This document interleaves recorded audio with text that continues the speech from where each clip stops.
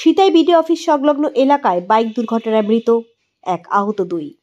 ঘটনা প্রসঙ্গে বুধবার দুপুর 12টা নাগাদ মৃত ব্যক্তির দাদা সংবাদ মাধ্যমে বলেন, গতকাল রাতে তার ভাই পরিতোষ বর্মন সহ আরো দুজন কোনো একে বাড়িতে নিমন্ত্রণ খেতে গিয়েছিলেন। সেই নিমন্ত্রণ খেয়ে বাড়ি ফেরার পথে রাত আনুমানিক 11টা নাগাদ এই দুর্ঘটনার খবর পান তারা।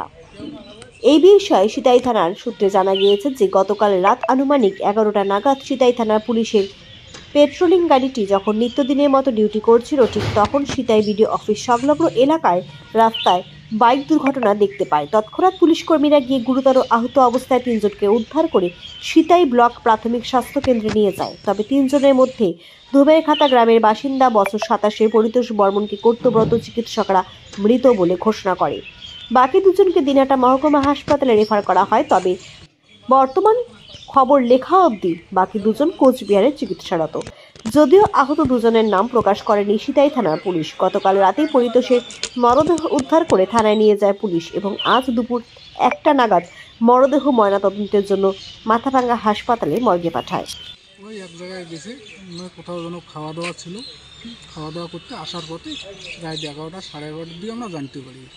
যে মারা গিয়েছে তার নাম কি? পরিতোষ বর্মন। কি করতেন উনি? উনি ব্যবসা করতো, কম্পিউটারের দোকান করতো, আর বাড়িতে কৃষি করে। কালকে রাতে বাইক নিয়ে কোথায় গিয়েছিলেন উনি? উনি কোনো আত্মীয়র বাড়িতে গিয়েছে। ওনার সঙ্গে কি উনি কি একাই ছিলেন না কেউ ছিল ওনার সাথে? ওনার সঙ্গে ছিল আরও 2 জন ছিল। ওনারা কোথায়? ওরাও আহত হয়েছে, ওরা কুচবেড়ে আছে। ওনারা আহত হয়েছেন আর ইনি মারা গেছেন।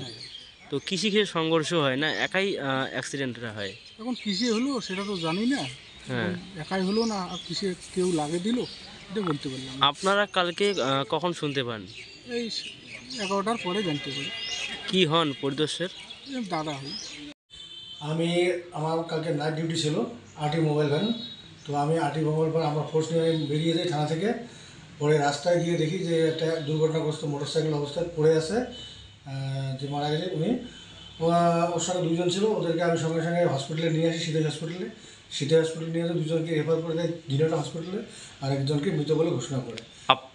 আপনার নাম? আমার নাম এএসআই অতুল সরকার। আচ্ছা, সিতাই থানার? সিতাই থানা। ধন্যবাদ।